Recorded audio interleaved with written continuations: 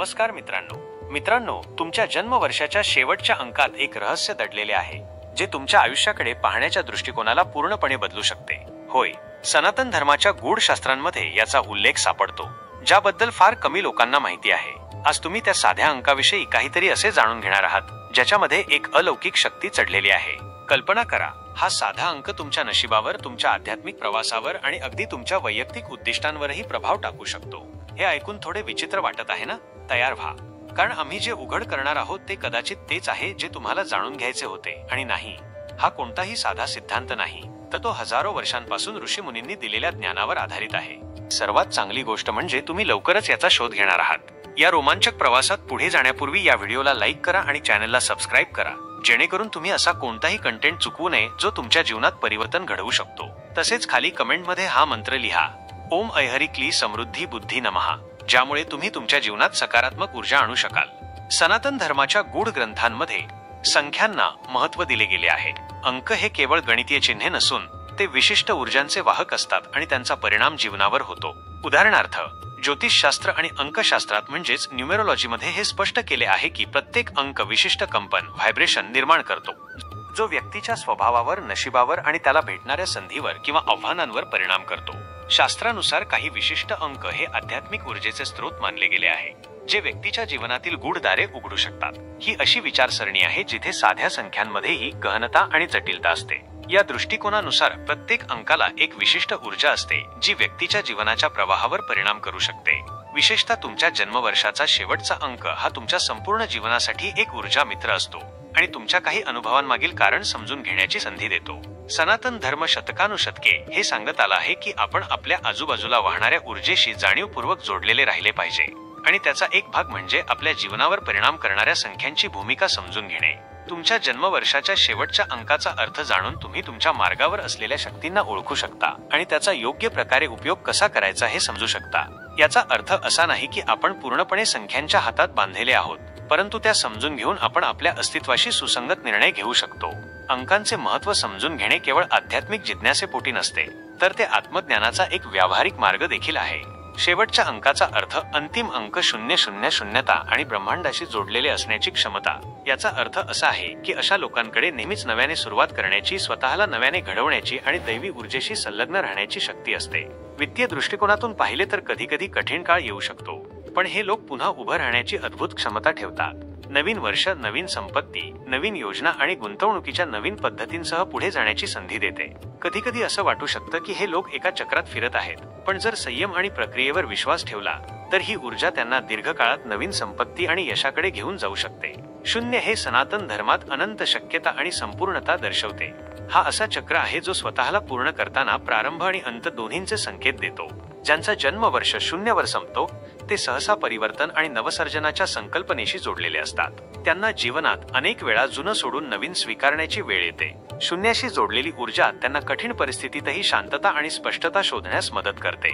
हे लोक समस्यांकडे वेगळ्या दृष्टिकोनातून पाहण्यास सक्षम असतात. जिथे इतरांना अडचण वाटते तिथे हे संधी शोधतात. पण सत्य नव्याने सुरुवात करावी लागणे त्यांना कधीकधी असं वाटू शकतं की ते एका चक्रात अडकले आहेत. या ऊर्जेशी सुसंवाद साधण्यासाठी संयम आणि जीवनाच्या प्रवाहावर विश्वास ठेवणे गरजेचे आहे. समजून घ्या की प्रत्येक अंत प्रत्यक्षात एका नवीन सुरुवातीचा भाग असतो. अंतिम अंक 1- या लोकांकडे मोठ्या आर्थिक संधी असतात, कारण त्यांच्यात नेतृत्व गुण आणि नवीन प्रकल्प सुरू करण्याची क्षमता असते. हे स्वतःच्या जिद्दी आणि आत्मविश्वासाच्या जोरावर व्यवसाय सुरू करू शकतात किंवा मोठ्या पदांवर नेतृत्व करू शकतात. ते धोका पत्करण्यास घाबरत नाहीत, त्यामुळे मोठ्या नफ्याच्या संधी मिळवू शकतात. पण त्यांना हे समजून घ्यावे लागेल की इतरांच्या सल्ल्याला महत्त्व देणे देखील फायद्याचे ठरू शकते. अति आत्मनिर्भरता कधी कधी अडथळा ठरू शकते. सनातन धर्मात हे व्यक्तिमत्व आणि नेतृत्वाचे प्रतीक मानले जाते. हे नवीन योजना आत्मविश्वासाने सुरू करण्याची क्षमता दर्शवते. ज्यांचा जन्मवर्ष 1 वर संपतो ते स्वतःचा मार्ग स्वतः बनवण्याची इच्छा बाळगतात आणि आपल्या क्षेत्रात अग्रणी होण्यासाठी प्रयत्नशील असतात. त्यांना नवीन संधी आणि आव्हाने स्वीकारायला आवडतात. हे लोक जन्मजात नेतृत्व करण्यास आणि इतरांना प्रेरित करण्यास सक्षम असतात. त्यांच्यात अडथळे पार करण्याचे साहस असते आणि मोठ्या यशाची महत्वाकांक्षा असते. पण कधी कधी त्यांचा अति आत्मनिर्भर स्वभाव त्यांच्या नातेसंबंधांवर आणि गटातील समन्वयावर परिणाम करू शकतो. त्यामुळे त्यांना स्वतःच्या आत्मविश्वास आणि संघटनेतील सहकार्य यामध्ये योग्य तो समतोल राखणे शिकणे आवश्यक आहे. अंतिम अंक 2 हे लोक सहकार्याने काम करण्यास आणि इतरांच्या गरजा समजून घेण्यात कुशल असतात. ही गुणवत्ता आर्थिक क्षेत्रात भागीदारीमध्ये आणि संघटनात्मक कामांमध्ये मोठे यश मिळवून देते. हे उत्तम मध्यस्थ निगोशिएटर असतात जे व्यवसाय किंवा मोठे करारांमध्ये समतोल साधू शकतात. त्यांची संवेदनशीलता त्यांना योग्य गुंतवणूक किंवा व्यवहार निवडण्यात मदत करू शकते, पण त्यांना आपल्या गरजा आणि स्वार्थ यांना दुर्लक्षित करू नये याचीही काळजी घ्यावी लागेल. ते नेहमी संतुलन साधण्याच्या प्रयत्नात असतात, पण कधी कधी त्यांना स्वतःसाठी ठाम भूमिका घ्यावी लागते. कधी कधी थोडा पुढाकार आणि आत्मविश्वासही आवश्यक असतो. सनातन धर्मात 2 हे द्वैत आणि समतोलाचे प्रतीक मानले जाते. हे जगातील विरुद्ध तत्वांमधील संतुलन दर्शवते. ज्यांचा जन्म वर्ष 2 वर संपतो ते सहसा आपल्या जीवनात शांती आणि सौहार्द शोधत असतात. हे लोक इतरांच्या भावना सहज समजू शकतात आणि नातेसंबंधांना विशेष महत्त्व देतात. हे बहुतेक वेळा मध्यस्थ किंवा समेट साधणारे म्हणून भूमिका बजावतात आणि जिथे कुठे जातात तिथे सहयोगाचे वातावरण निर्माण करण्याचा प्रयत्न करतात. त्यांच्याकडे कोणत्याही परिस्थितीचे दोन्ही पैलू समजून योग्य तोडगा काढण्याची नैसर्गिक क्षमता असते, परंतु संतुलन साधण्याच्या प्रयत्नात ते संघर्ष टाळण्यासाठी स्वतःच्या गरजा मागे टाकू शकतात. त्यांना शिकणे गरजेचे आहे की इतरांशी समरसता राखताना स्वतःच्या इच्छा आणि विचार स्पष्टपणे मांडणेही तितकेच महत्त्वाचे आहे. अंतिम अंक 3 या लोकांची सर्जनशीलता त्यांना आर्थिक क्षेत्रात नवीन कल्पना आणि नाविन्यपूर्ण प्रकल्प आणण्यास सक्षम बनवते. ते जाहिरात, मार्केटिंग, कला, मनोरंजन किंवा माध्यम मीडिया क्षेत्रात उत्तम यश मिळवू शकतात. त्यांचा उत्साह लोकांना प्रेरित करतो आणि प्रकल्पांना एक नवा आयाम देतो.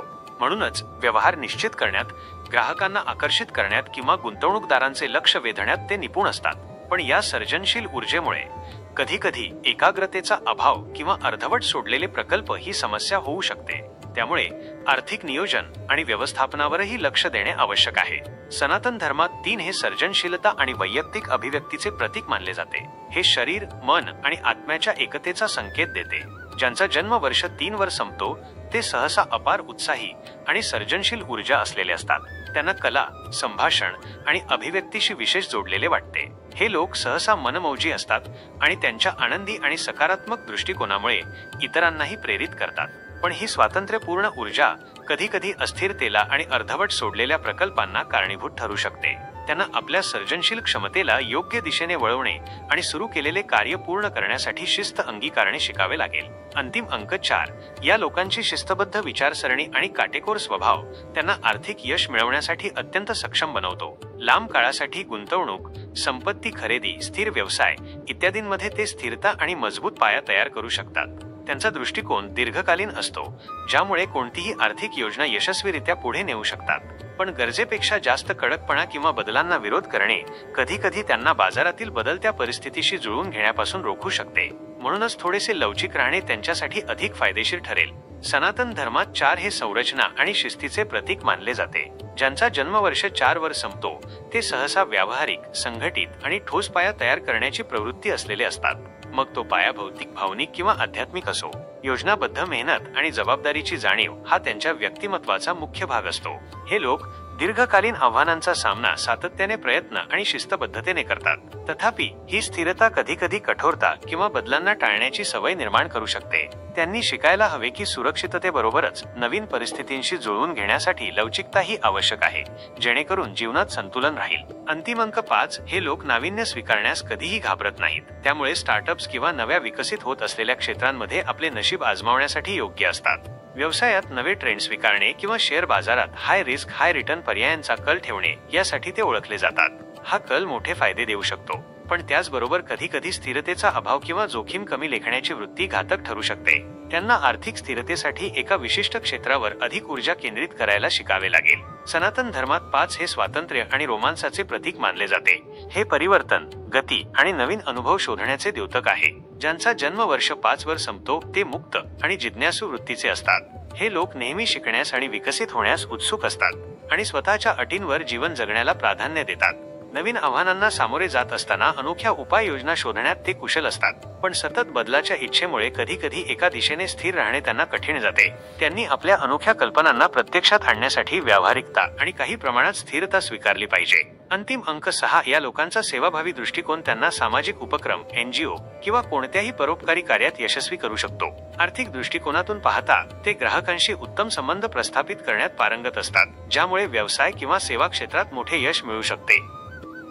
इतरांच्या हितासाठी केलेले कार्य त्यांच्यासाठी नवे संधी आणि प्रसिद्धी घेऊन येऊ शकते, परंतु त्यांनी स्वतःच्या गरजा दुर्लक्षित करू नयेत. अशा लोक अनेकदा इतरांना मदत करण्यात इतके रमून जाता येते की स्वतःच्या आर्थिक उद्दिष्टांकडे दुर्लक्ष होते. त्यांनी लक्षात ठेवले पाहिजे की इतरांना मदत करत असताना स्वतःची आर्थिक सुरक्षितता ही तितकीच महत्वाची आहे. सनातन धर्मात 6 हे प्रेम, करुणा आणि सेवाभावाचे प्रतीक मानले जाते. हे संबंधांमध्ये संतुलन निर्माण करणारे मानले जाते, मग ते कुटुंब असो, मैत्री असो किंवा समाज. ज्यांचा जन्म वर्ष 6 वर संपतो ते स्वाभाविकरित्या काळजी घेणारे असतात. त्यांना इतरांच्या गरजा पूर्ण करण्याची तीव्र इच्छा असते. अशा व्यक्ती त्यांच्या सभोवताल प्रेम आणि शांतीचे वातावरण तयार करण्यात कुशल असतात. त्यांची सौम्यता आणि उदारता त्यांना मित्र, परिवार आणि कुटुंबियांमध्ये एक विशेष स्थान मिळवून देते. पण कधी कधी इतरांचा विचार करता करता ते स्वतःला विसरतात. त्यांनी शिकायला हवे की दुसऱ्यांना मदत करत असताना स्वतःकडेही पुरेसे लक्ष देणे आणि स्वतःची काळजी घेणे तितकेच महत्वाचे आहे. त्यांची गंभीर विचारसरणी आणि दूरदृष्टी त्यांना आर्थिक बाबतीत सखोल संशोधन व नियोजन करण्यास मदत करू शकते. त्यांना शॉर्टकट आवडत नाहीत. ते दीर्घकालीन गुंतवणूक आणि विचारसरणीवर विश्वास ठेवतात, जसे की रिअल इस्टेट, सोन्यातील गुंतवणूक किंवा सुव्यवस्थित आर्थिक रणनीती. त्यांची रुची कधी कधी आध्यात्मिक किंवा वैचारिक व्यवसायांमध्येही असू शकते, जसे की काउन्सिलिंग, हीलिंग, योग किंवा प्रशिक्षण, जे त्यांना समाधान तसेच आर्थिक यश देऊ शकते. परंतु यामुळे ते कधी कधी भौतिक जगाशी थोडे तुटलेले वाटू शकतात. म्हणूनच त्यांचे लक्ष वास्तवाशी जोडून ठेवणे आणि व्यावहारिक जबाबदाऱ्यांकडे दुर्लक्ष करणे आवश्यक आहे. अंतिम अंक 7. आध्यात्मिक तत्वज्ञानात 7 हे आध्यात्मिकता आणि अंतर्दृष्टीचे प्रतीक आहे. हे अंतर्गत ज्ञानाच्या शोधाचे प्रतिनिधित्व करते. ज्यांचा जन्म वर्ष 7 वर संपतो ते सहसा तत्वज्ञानी, आध्यात्मिक किंवा गूढ गोष्टींमध्ये रस घेणारे असतात. अशा लोकांना जीवनाचे गूढ शोधणे आणि त्याचा सखोल अभ्यास करणे आवडते. त्यांची अंतर्दृष्टी त्यांना बाहेरून दिसणाऱ्या गोष्टींपलीकडे पाहण्यास मदत करते. या खोल विचारसरणीमुळे ते गंभीर विषयांवर शांत आणि स्पष्ट दृष्टिकोन ठेवू शकतात. पण ही गहनता कधी कधी त्यांना एकाकी करू शकते आणि सामान्य समाजापासून वेगळे ठेवू शकते. त्यांनी अध्यात्म आणि व्यावहारिक जबाबदाऱ्यांमध्ये योग्य संतुलन साधायला हवे, जेणेकरून ते पूर्णपणे समाजापासून तुटून जाणार नाहीत. अंतिम अंक 8. 8 ची ऊर्जा लोकांना आर्थिक बाबतीत अत्यंत सक्षम बनवते. त्यांना करिअरमध्ये मोठ्या पदांवर पोहोचण्याची, व्यवसाय मोठ्या प्रमाणात वाढवण्याची किंवा भक्कम गुंतवणूक पोर्टफोलिओ उभारण्याची नैसर्गिक आवड आणि योग्यता असते. त्यांची संघटित आणि कुशल कार्यशैली मोठे प्रोजेक्ट यशस्वीपणे पूर्ण करण्यात मदत करते. पण जेव्हा सत्ता आणि संपत्तीच्या मागे लागणे अतिशय तीव्र होते, तेव्हा त्यांचे आध्यात्मिक आणि भावनिक जीवन दुर्लक्षित राहू शकते. त्यांनी लक्षात ठेवले पाहिजे की त्यांची यशस्वीता त्यांच्या मूलभूत मूल्यांशी संलग्न असेल, तेव्हाच त्यांना खरी संतृप्ती मिळेल. आध्यात्मिक तत्वज्ञानात 8 शक्ती, समृद्धी आणि भौतिक उपलब्धीचे प्रतीक मानले जाते. हे भौतिक आणि आध्यात्मिक जग यांच्यातील संतुलन दर्शवते. संपत्ती आणि यशाची निर्मिती करण्याचा अंक म्हणून 8 ओळखला जातो. ज्यांचा जन्म वर्ष 8 वर संपतो ते महत्वाकांक्षी, दृढ निश्चयी आणि त्यांच्या ध्येयांवर केंद्रित असतात. असे लोक सहसा नेतृत्व आणि संपत्तीच्या क्षेत्रात यशस्वी होतात आणि आपल्या योजनांना प्रत्यक्षात साकार करण्याची अफाट क्षमता ठेवतात. परंतु या सत्ता केंद्रित विचारसरणीमुळे कधी कधी ते केवळ भौतिक संपत्तीवरच भर देऊ शकतात, ज्यामुळे त्यांचे आध्यात्मिक किंवा भावनिक जीवन दुर्लक्षित राहते. त्यांनी मोठ्या यशासोबत स्वतःच्या आतल्या मुलांनाही जपायला हवे, तेव्हाच त्यांना खऱ्या अर्थाने परिपूर्णता लाभेल. अंतिम अंक 9. अशा लोकांचा स्वभाव अत्यंत परोपकारी असतो. त्यामुळे ते NGO, सामाजिक क्षेत्र, समुपदेशन किंवा परोपकारी उपक्रमांमध्ये उत्तम कामगिरी करू शकतात. हे लोक सहसा प्रेरणादायी वक्ते, आध्यात्मिक गुरु किंवा सल्लागार म्हणून कार्य करू शकतात, जिथे त्यांची करुणा आणि अनुभव इतरांना प्रेरणा देतील. पण अतिशय त्यागी वृत्तीमुळे त्यांच्या स्वतःच्या आर्थिक स्थैर्यावर परिणाम होऊ शकतो. त्यांनी इतरांना मदत करताना स्वतःच्या आर्थिक उद्दिष्टांकडेही लक्ष द्यायला हवे, जेणेकरून त्यांची परोपकारी वृत्ती दीर्घकाळ टिकेल. आध्यात्मिक तत्वज्ञानात 9 हे पूर्णत्व, ज्ञान आणि सर्वसमावेशक करुणेचे प्रतीक आहे. हा एका चक्राचा शेवट आणि विकासाच्या नवीन टप्प्यात प्रवेश करण्याचा संकेत आहे. ज्यांचा जन्म वर्ष 9 वर संपतो ते सहसा आदर्श असतात आणि मानवतेच्या कल्याणासाठी कार्य करण्याचा त्यांचा दृढ निश्चय असतो. इतरांना मदत करणे आणि मोठ्या उद्दिष्टांसाठी समर्पित होणे हे त्यांच्या जीवनाचे ध्येय असते. हे लोक समजूतदार आणि करुणाशील असतात. अशा लोकांना असे समजले जाऊ शकते की त्यांच्या आत खोल बोध असतो. ते इतरांच्या समस्या सहजपणे समजून घेतात आणि त्यांच्या मदतीसाठी तत्पर असतात. पण कधी कधी ही करुणा त्यांना अति किंवा स्वतःच्या गरजांकडे दुर्लक्ष करण्यास भाग पाडू शकते.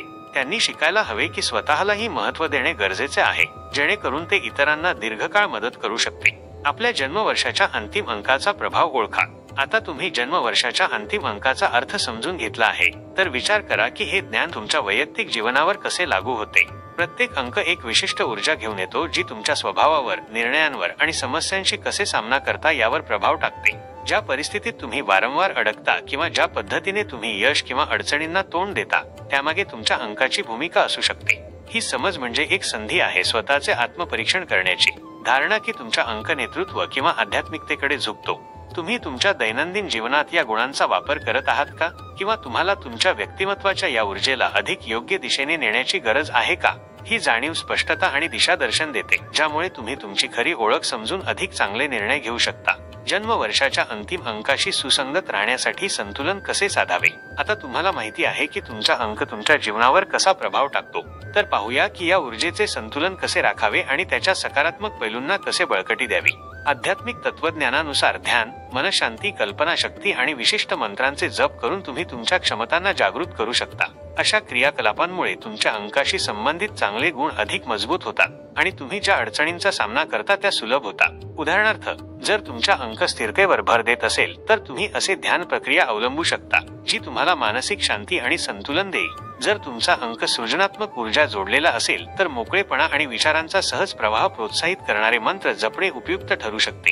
प्रत्येक अंकाची स्वतःची एक विशिष्ट लहरी असते. त्याच्याशी जुळणारे मंत्र उच्चारण केल्यास ते तुम्हाला तुमच्या खऱ्या ध्येयाशी जोडण्यास मदत करू शकते आणि तुमच्या इच्छांना साकार करण्याची क्षमता वाढवते. अशा आध्यात्मिक सरावांना तुमच्या दैनंदिन जीवनाचा भाग बनवा. त्यामुळे तुम्ही तुमच्या अंकाच्या ऊर्जेशी सुसंगत राहाल आणि तुमच्या खरी क्षमता गाठू शकाल. फक्त काही मिनिटांचे ध्यान किंवा मंत्र जप सुद्धा तुमच्या निर्णयांमध्ये मोठा बदल घडवू शकतो. मित्रांनो, आजसाठी एवढेच. आम्हाला आशा आहे की आजची ही महत्त्वपूर्ण माहिती तुम्हाला नक्कीच आवडली असेल. तेव्हा व्हिडिओला लाईक करा, शेअर करा आणि चॅनलला सबस्क्राईब करायला विसरू नका. धन्यवाद. श्री स्वामी समर्थ.